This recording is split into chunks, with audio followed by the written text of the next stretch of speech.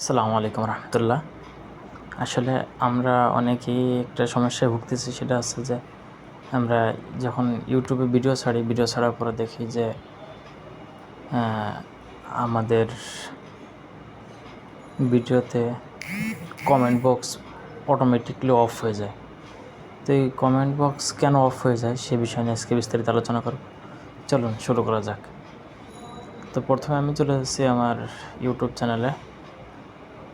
দেখেন আমি চলে যাচ্ছি ইউটিউব চ্যানেলে। যাওয়ার পরে দেখেন আমি আমার এই ভিডিওতে ঢুকলাম। দেখেন এই যে আপনারা সকলে দেখতে পাচ্ছেন যে আমার কমেন্ট অফ রয়েছে। তো এই কমেন্ট অফ থাকার কারণ কি চলুন জেনে নেব ইনশাল্লাহ।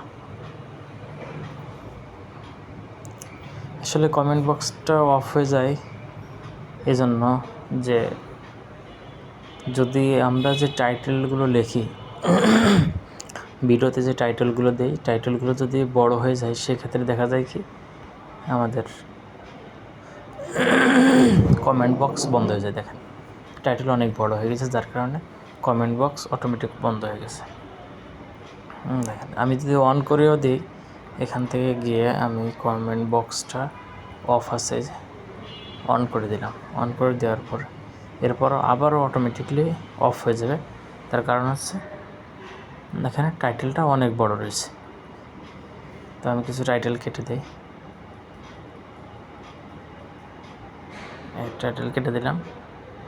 এখন অটোমেটিক চালু হয়ে যাবে, বা আমি তো চালু করে দিয়েছি, তাছাড়াও অটোমেটিকলি চালু হয়ে যাবে এখন। তো এই ছিল আজকের ভিডিও।